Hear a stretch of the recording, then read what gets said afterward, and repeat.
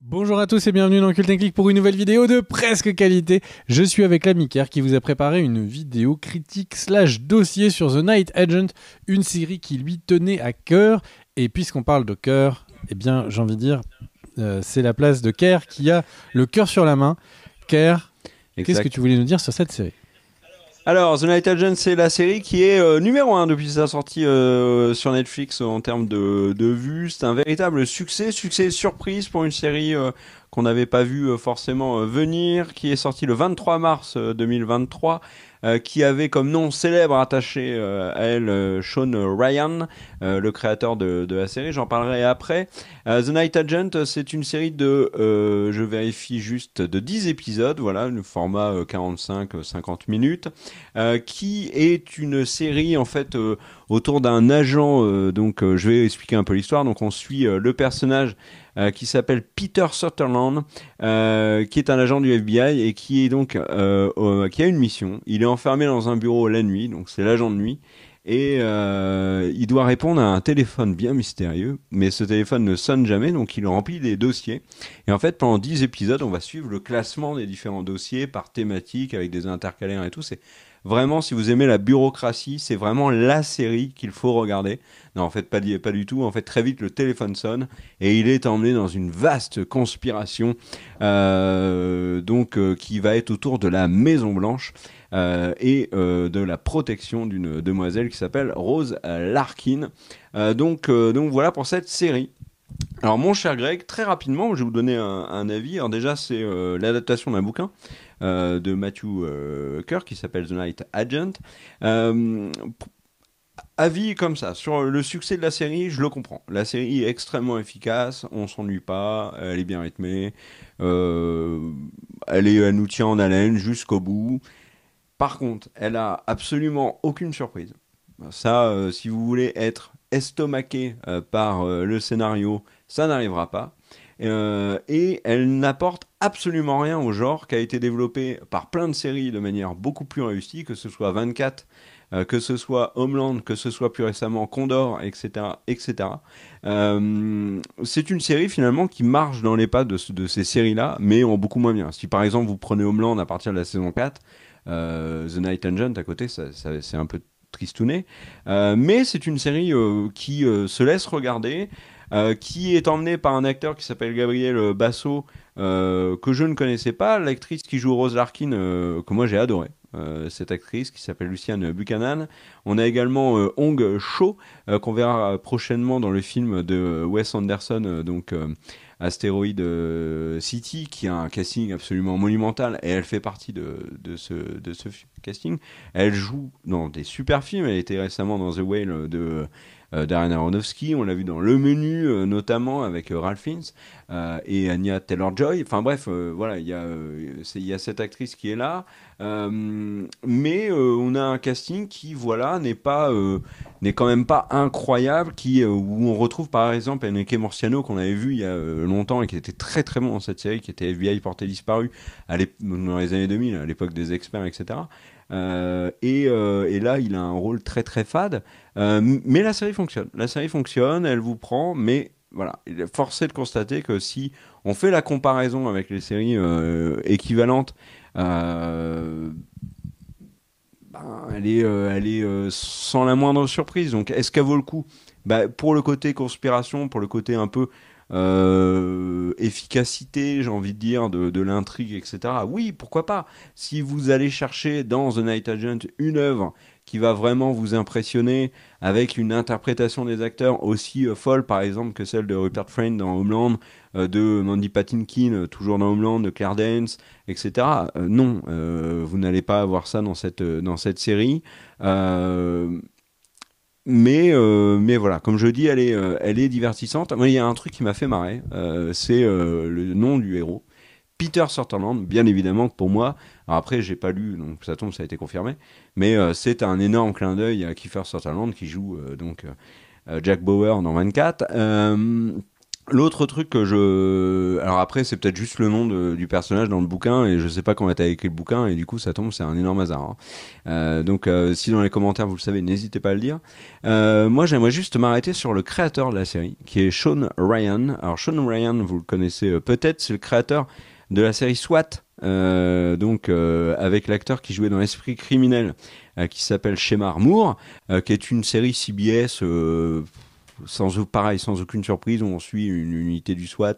La seule, on va dire, actrice qui sortait du lot, c'était Lina Esco. Et voilà, c'est une série de diffusion en pleine semaine qui n'a pas d'autres ambitions que de divertir un soir après le boulot avant d'aller dormir et enchaîné par une autre journée de boulot. C'est pas une grande série. Et rien que voir le nom de Sean Ryan associé à cette série, déjà m'avait étonné, parce que Sean Ryan a fait autre chose avant.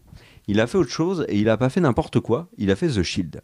Et The Shield est très clairement une des plus grandes séries des années 2020, une des séries qui a eu le plus d'influence. C'est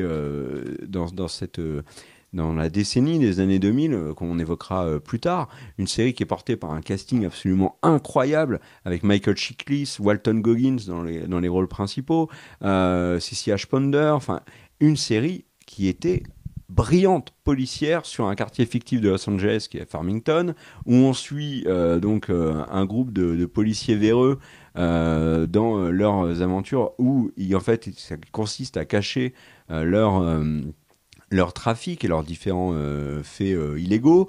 On a des saisons de cette série qui sont portées par Glenn Close, saison absolument bluffante. Je crois que c'est la saison 4. On a une saison avec Forest Whitaker qui fait face à Michael Chiklis, qui est absolument énorme. Bref, The Shield, c'est un monument des séries télé. Et on a Sean Ryan qui, depuis, propose globalement un petit peu de la soupe. Alors, SWAT, c'est de la soupe très tiède. The Night Agent est un peu au-dessus, mais ça reste quand même une série que je vous conseille de regarder pour vous détendre sans en attendre grand-chose. Mais voilà, si vous voulez vraiment, vraiment de la grande qualité, vous pouvez passer votre chemin. Sachez que la saison 2 a déjà été commandée, c'est un énorme succès, donc Netflix n'a pas attendu. Et puis de toute façon, à la fin de la saison 1, teasait une saison 2, mais vous allez me dire, il y a des séries Netflix qui ont été annulées alors qu'elles se terminaient sur un énorme cliffhanger et on n'aura jamais la suite. Donc voilà pour The Night Agent. Donc série sympathique. Sympathique sans plus. Voilà mon cher Greg, est-ce que je t'ai donné envie de la regarder ?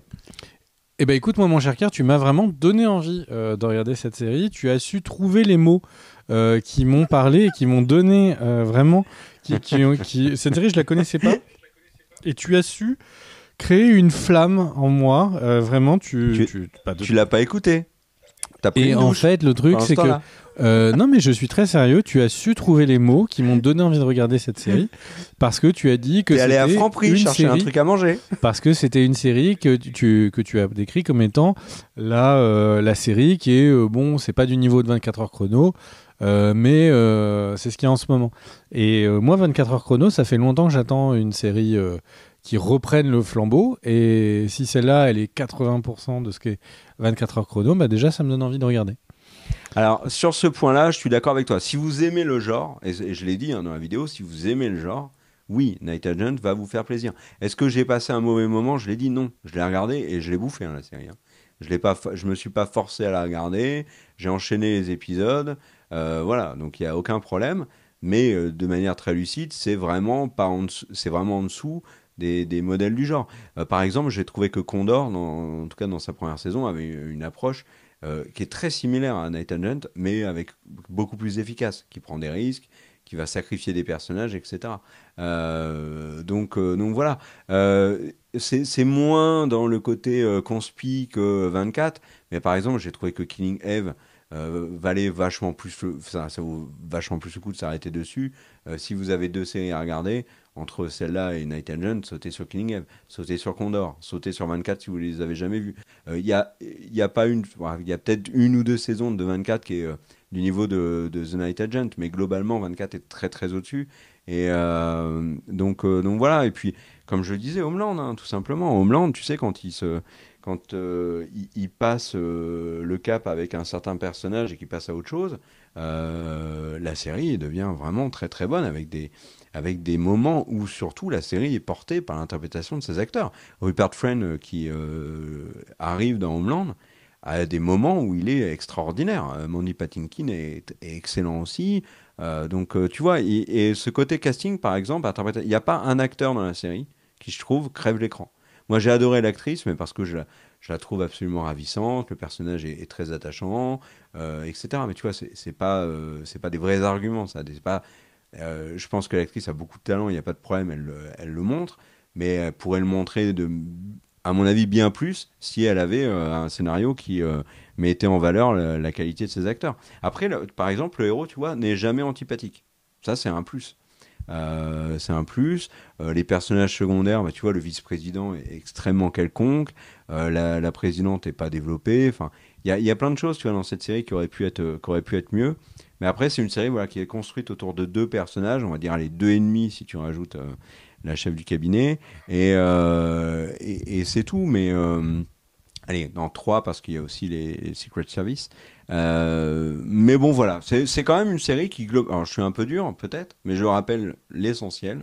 C'est une série qui est quand même très plaisante à regarder. Voilà. Donc, j'ai envie de dire, c'est un fast-food, mais c'est un fast-food vraiment chouette.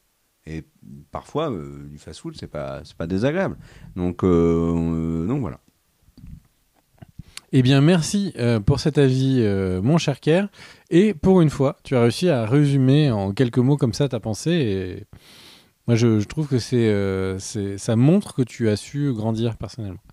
Des bisous à tous. On se retrouve très vite pour une prochaine vidéo. Et n'hésitez pas à mettre un commentaire si vous avez également vu la série et que vous voulez un peu réagir à ce qu'a dit Kerr. Des bisous à tous. Ciao, ciao. À très vite.